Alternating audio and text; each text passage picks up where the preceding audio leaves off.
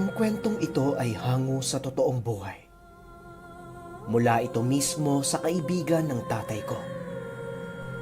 Taong 1980. Santa Mesa, Maynila. Magandang araw ni Nuno, pati na rin sa ating mga kaninuno. Ako nga pala si Tonyo. At dito sa lugar namin, nakilala na rin ako bilang Mang Tonyo. Hayaan niyong ilahad ko sa inyo ang aking mga istorya patungkol sa mundo ng kababalaghan. Ang weirdo nga lang dito kasi hindi ko naman talaga pinangarap maging manggagamot.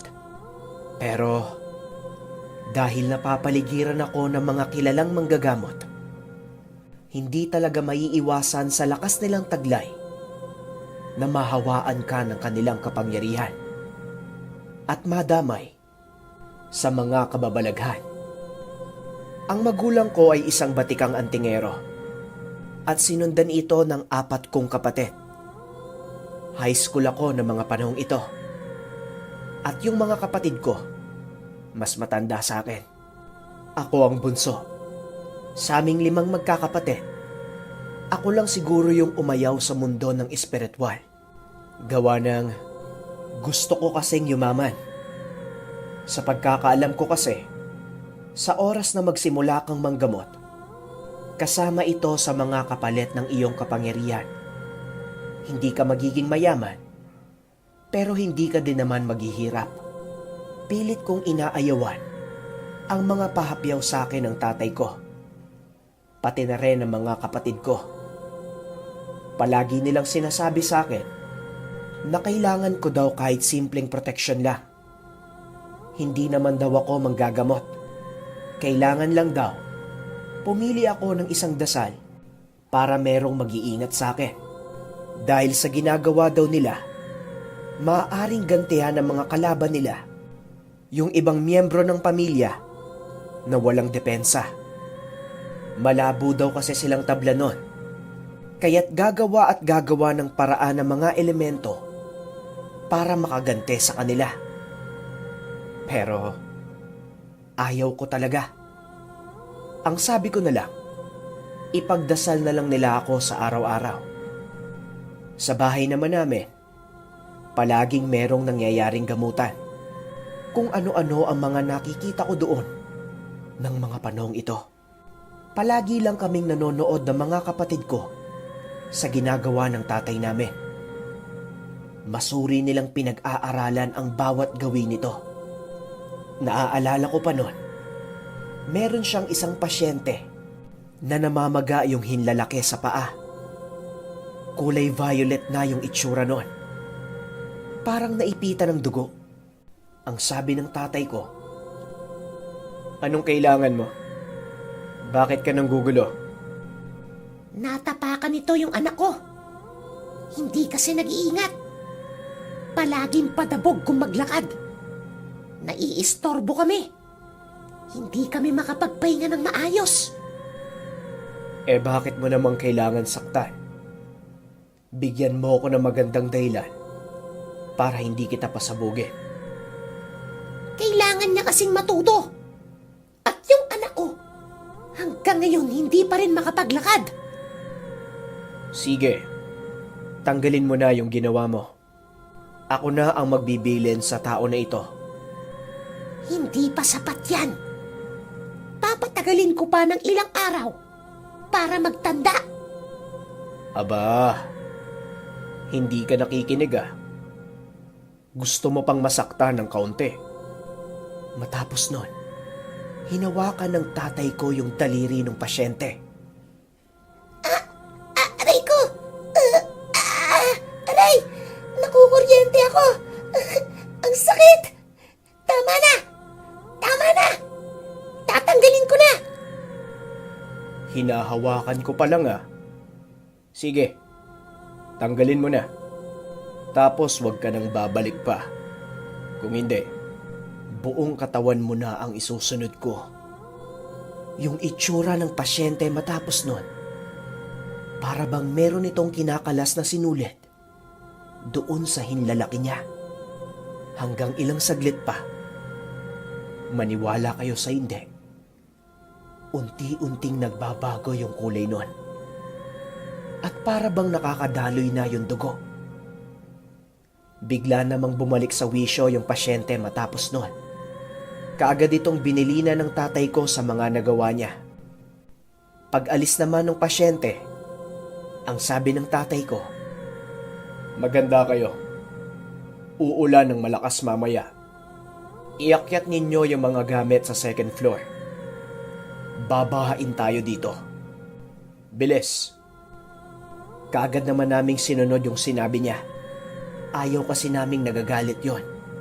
Kasi nakakatakot talaga. Pero ilang minuto lang, bumuhos na nga ang napakalakas na ulan. Nakasilip lang sa bintana yung tatay ko noon. Inuobserbahan niya yung kalangitan. Patuloy pa rin ang pagbuhos ng ulan. Kasabay nun, malalakas na kidlat. Nasa second floor naman na ang mga gamit noon. Pati kami naroon na din. Nagpapahinga. Pagsilip ko naman sa hagdanan, gulat na gulat ako kasi pumapasok na nga yung tubig. At sobrang lakas pa rin ang ulan. Ang pakiramdam ko nun, aabutin pa rin kami ng baha. Yung katabi kasi ng bahay namin, ilog. At tuwing malakas ang ulan, umaapaw ito. Hanggang ilang oras pa ang lumipas. Tarantang-taranta na ako kasi yung mga kapitbahay namin na mas mataas yung bahay sa amin, kinakausap na kami. Lumipat na daw muna kami sa kanila dahil panigurado aabutin daw yung bahay namin. Yung tatay ko naman, nagbabasa lang ng dyaryo. At yung nanay at mga kapatid ko, tulog na. Hindi ko alam ang isasagot ko sa kapitbahay. Pumunta uli ako doon sa may hagdan. Pinagmamasdan ko yung pag-angat ng tubig. Takot na takot ako kasi hindi pa naman ako marunong lumangoy. At huli na rin, para lumipat pa kami sa kapitbahay. Paulit-ulit kong tinitignan yung tatay ko. Pero napakakalmado lang nito. Nakataas pa yung paa niya habang nagbabasa ng dyaryo. Papalapit na ng papalapit yung tubig sa second floor. Hanggang sa nagulat na lang ako. Nasa likuran ko na yung tatay ko. "Tay, yung baha, aabutin tayo." Tinitigan lang ako sa mata ng tatay ko at nagwika ng, "Ayaw mo ng medalyon, diba? Gusto mong yumaman. Aanuhin mo yung kayamanan mo kapag nalunod ka na ng baha. Tignan mo tong gagawin ko. Hanggang dyan lang yung baha na yan. Hindi tayo aabutin." Saksing buhay ako dito mismo. Kitang-kita ng dalawang mga mata ko na itinali ng tatay ko yung medalyon niya doon sa may hagdanan namin. Maniwala kayo sa hindi. Nung tinitignan ko yung mga kapitbahay namin, inabot na yung second floor ng bahay nila. Samantalang kami, hindi na umaangat yung tubig. Dahan-dahan akong napalingon sa tatay ko. Manghang-mangha ako sa ginawa niya. "Sige na, magpahinga ka na. Bukas sasamahan mo ko sa pabrika. Meron tayong kukunin doon. Huwag ka nang mag-alala."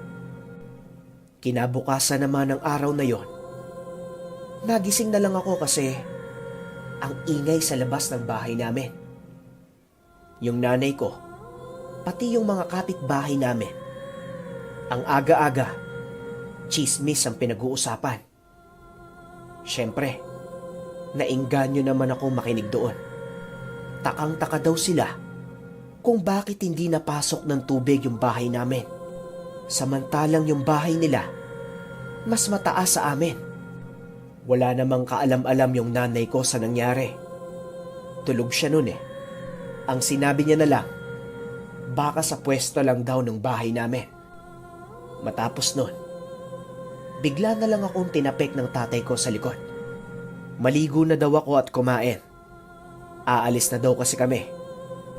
Habang naghahanda naman ako, hindi pa rin mawala sa isip ko yung nangyari. Hindi talaga ako makapaniwala kung paanong hindi naabot yung second floor ng bahay namin. Pagkatapos ko namang maligo at kumain, yung mga kapatid ko nagkwekwentuhan. Tungkol pa din doon sa ginawa ng tatay ko sa duwende.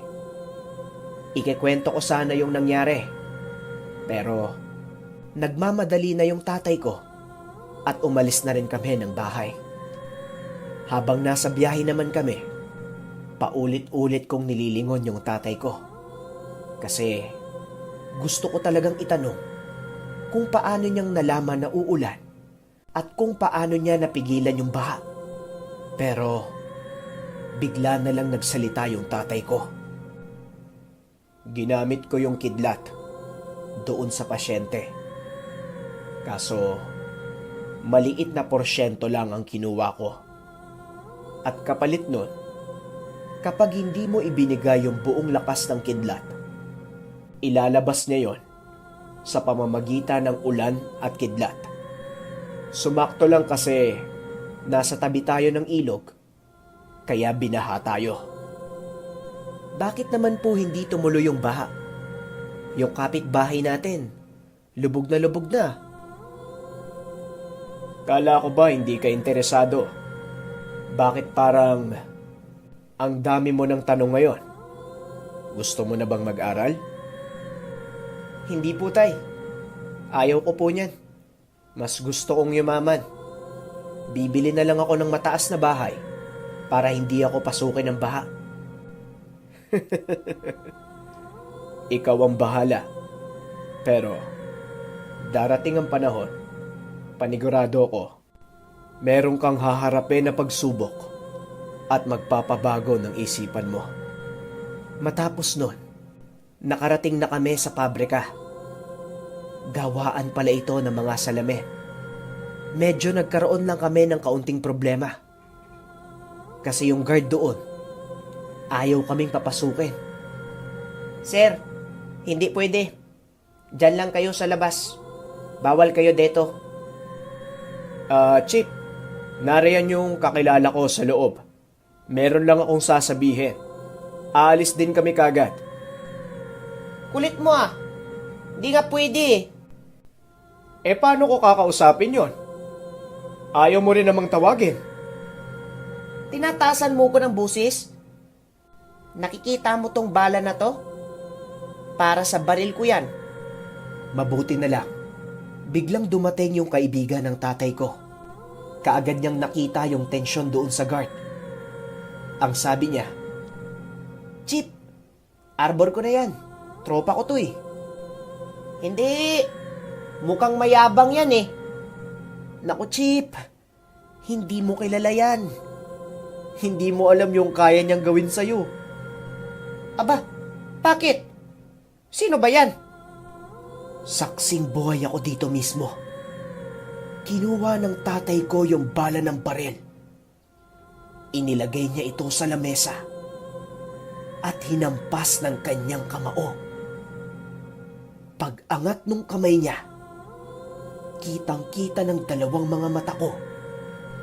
Nadurog na yung bala at para bang naging pulbos. Hindi nakapagsalita yung guard matapos nun. Nanlaki yung mga mata nito. Napalunok ng malalim at tumulo yung pawis. Pinagpag naman ng tatay ko yung pulbura matapos nun. Habang nakatitig doon sa guard, wala na itong nagawa at tuluyan na kaming nakapasok sa loob. Manghang-mangha na naman ako sa tatay ko ng mga oras na ito. Sa loob naman ng pabrika, malalaking salamin ang makikita mo doon. Yun kasi yung nilalagay sa mga long table. Halos 2 tao ang sukat nun. Hanggang sa nagulat na lang ako kasi sobrang daming nagsisigawan. Yung isang salamin, Mabilis na nalaglag mula sa second floor. Patusok ang pagbagsak nito. At yung direksyon nun, patama sa balikat ng tatay ko. Kitang-kita ko kung paano nabasag yung salamin. Para bang tumama ito sa isang bato. At kung sa normal na tao, panigurado ako, mahihiwa yung katawan nun sa taas ng pagbagsak at sa laki ng salamin. Pero yung tatay ko, ng mga oras na ito, pagkatama sa kanya, tinignan niya lang yung balikat niya at pinagpag. Pagtapos nun, nagpatuloy na siya ng pagkwento sa kaibigan niya na para bang walang nangyari. Lahat ng tao napatigil sa pagtatrabaho. Nakatitig lang silang lahat sa tatay ko. Kita sa mukha nila yung pagtataka kung paano nangyari yon. At nung pauwi na kami, eto na naman yung mukha ko sa tatay ko. Paulit-ulit ko na naman siyang tinititigan. Ano? May tatanong ka? Anong nangyari, tay? Daan tayo sa ospital. Baka may sugat ka. Nako, wala yon. Parang may tumapik lang sa braso ko. Unti-unti na akong nahihiwagaan sa mundo ng espiritual. Gusto ko pa sanang magtanong sa kanya pero naghahati pa rin talaga ang isipan ko. Gusto ko kasi talagang yumaman eh. Pero gusto ko rin magkaroon ng ganong katangian ng kagaya sa tatay ko. Pagka-uwi naman namin sa bahay, naroon yung tiyahin ko. Nagpapatulong. Mag-aayos daw ng mga gamit sa bahay nila at magkukumpone ng mga bubong. 2 araw daw ang itatagal noon. Pumayag naman yung tatay ko na isama ko. Medyo malayo ang bahay nila. Sa bandang Cavite pa yon. Kaya naman, nagdala ko ng mga gamit para sa ilang araw ko doon. Habang nag-aayos naman ako, meron akong nakitang isang notebook. May mga nakasulat dito. Kulay pulang tinta ang gamit. At dahil hindi pa naman ako interesado sa mga dasal, hindi ko naman alam kung ano yon. Hanggang sa nagulat na lang ako. Biglang humangin ng malakas. Tapos yung notebook, lumipat ng pahina. Ang nakita ko doon, merong birhen. Tapos, may mga salita na nakasulat sa ibaba nun. At sa hindi ko malamang dahilan, paulit-ulit kong binabasa yon. At ramdam ko na para bang pumapasok ito sa katawan ko. Ang init sa pakiramdam. At medyo sumasakit yung ulo ko. Ang pangalan ng dasal ay Birheng Manawak.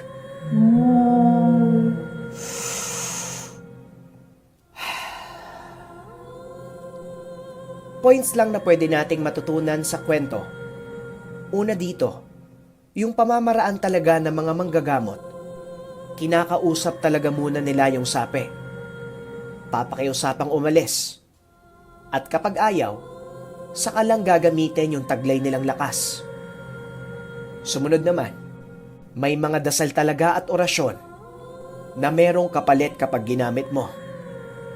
Ang bangis lang ng tatay ni Tonyo kasi hindi niya ginamit yung buong lakas. Alam niya siguro na mawawasak yung duwende kapag ginamit niya yon. Yan nga lang, sila naman yung nagsuffer pagtapos nun. Pangatlong bagay na pwedeng matutunan, huwag masyadong mayabang. Lalong-lalo na kung hindi mo kilala yung taong nasa harapan mo. Baka mamaya, magaya na lang kayo doon sa guard. Ang paboritong part ko naman ng istorya, ang hirap pumili eh. Pero para sa akin, yung paborito ko dito, yung nakita niya yung dasal ng Birheng Manawag. Para sa akin, hindi nagkataon yon. Parang pinili talaga siya ng dasal. Kaya naman, kaabang-abang kung anong susunod na mangyayari. Abangan ninyo yan mga kaninuno. Naway nag-enjoy kayo sa ating storya. Kung nagustuhan nyo, huwag kalimutang mag-like, share, and subscribe. Maraming salamat. Lagi lamang nating tandaan, ang masyadong paniniwala sa supernatural ay ginagawa tayong ignorante. Ngunit ang masyadong pagdepende sa siyensya at loika ay ginagawa tayong arogante. Hanggang sa muli. Bye! Maraming salamat sa mga comments na ito.